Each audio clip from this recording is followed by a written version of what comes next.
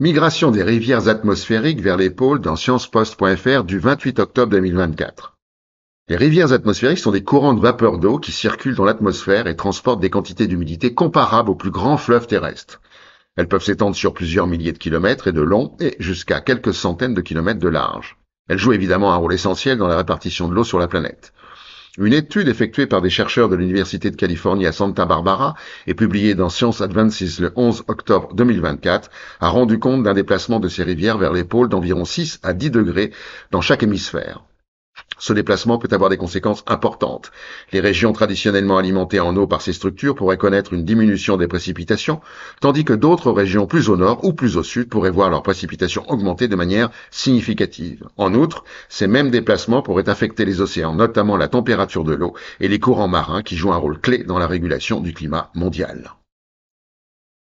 La sécheresse tue dans sciencevie.fr du 30 octobre 2024. Selon une étude parue le 29 octobre 2024 dans le Lancet Countdown Health and Climate Change, 48% de la surface terrestre de la planète a connu au moins un mois de sécheresse extrême l'année dernière, contre 15% dans les années 80. De plus, en 2023, 30% de la planète a été touchée par une sécheresse extrême pendant 3 mois ou plus. Les conséquences humaines sont graves. Selon une étude publiée par l'Observatoire africain intégré de la santé et l'Organisation mondiale de la santé, la sécheresse a causé 34% de tous les décès liés aux catastrophes entre 1970 et 2019, principalement en Afrique, soit 7% de tous les cas de catastrophes dans le monde. De 1970 à 2019, les sécheresses ont entraîné 650 000 décès. 55 millions de personnes seraient touchées par la sécheresse chaque année. Le continent le plus touché est l'Afrique, avec plus de 300 événements enregistrés au cours des 100 dernières années. L'étude du Lancet Countdown souligne aussi l'augmentation de la sécheresse en Amérique du Sud et au Moyen-Orient. 2100 s'annonce compliqué pour la France dans youmatter.world du 9 octobre 2024. Selon le dossier du réseau Action Climat, la France est menacée par le changement climatique. La région Auvergne-Rhône-Alpes est l'une des plus touchées par la hausse des températures. Les glaciers alpins ont perdu 70% de leur volume depuis 1850, dont 10 à 20% après 1980. La mer de glace, le plus grand glacier de France, situé à 2100 mètres d'altitude, perd en moyenne 4 mètres d'épaisseur par an depuis les années 1980. Dans la région Bourgogne-Franche-Comté, depuis les années 70, les dates des vendanges ont déjà avancé de 3 semaines à 1 mois et les dommages consécutifs au gel tardif ont été estimés à 1,5 million d'euros. D'ici 2050, le débit moyen annuel des cours d'eau du bassin de Loire-Bretagne devrait chuter de 10 à 40% et le débit de la Loire en période d'étiage de 25 à 50%. La région Centre-Val de Loire est la région où la population est la plus exposée au risque de retrait-gonflement des argiles, le RGA. 67% des habitants sont en zone d'aléa fort ou moyen, soit 1,720 millions de personnes. Nous ne passerons pas en revue toutes les régions françaises, mais l'horizon 2050 s'annonce très perturbé.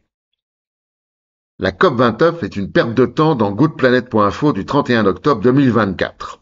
Le ministre des Affaires étrangères de Papouasie-Nouvelle-Guinée, Justin Kachenko, affirme sans embâche ce que sans doute beaucoup pensent tout bas à propos de la COP29 qui se tient à Bakou du 11 au 22 novembre 2024.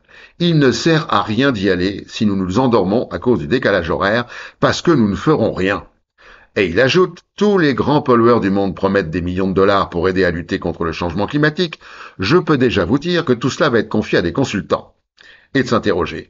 Pourquoi dépensons-nous tout cet argent pour nous rendre à l'autre bout du monde et participer à ces colloques? Le ministre affirme qu'il engage son pays à trouver des accords avec d'autres pays sans passer par la COP. Il rappelle « Je parle au nom des petits États insulaires dont la situation est pire que celle de la Papouasie-Nouvelle-Guinée. Ils n'ont bénéficié d'aucune attention ni d'aucune reconnaissance. » En mai, un vaste glissement de terrain a englouti un village entier et enseveli plus de 2000 personnes dans les hautes terres de la province d'Enga, dans le centre-est de l'île de Nouvelle-Guinée. La Papouasie-Nouvelle-Guinée a d'ores et déjà perdu plus de 1% de son PIB en raison de la montée des eaux. Le ministre rappelle que « Nous sommes la 3e nation forestière du monde, nous aspirons les polluants de ces grands pays et ils s'en tirent à bon compte. » Justin Kachenko n'ira pas à Bakou. Il dit qu'il en a assez du manège qui a consisté à ne rien faire du tout au cours des 3 dernières années. Côte d'Ivoire, insalubrité et pollution dans mongabay.com du 17 octobre 2024. Adjaoui est un village situé à Abidjan dans la commune de Port-Boué, en bordure de la lagune Ébrié. Les bords de la lagune sont envahis par des déchets, des bouteilles en plastique, des sacs et divers types de détritus flottent sur l'eau. La population est passée rapidement à 120 000 habitants sans que les déchets soient pris en compte. Les toilettes s'évacuent directement dans la lagune, des couches d'ordures jonchent les rives où les pêcheurs garent leurs bateaux. Les habitants souffrent d'infections cutanées, de maladies gastro-intestinales et de problèmes respiratoires. Cette pollution affecte grandement les ressources halieutiques de la lagune. Malgré les appels à l'aide, la population est démunie et seule face à cette dévastation, alors que des bacs à ordures ou quelques tracteurs pour ramasser les déchets amélioreraient grandement la situation. Et pour finir, la connerie de la semaine.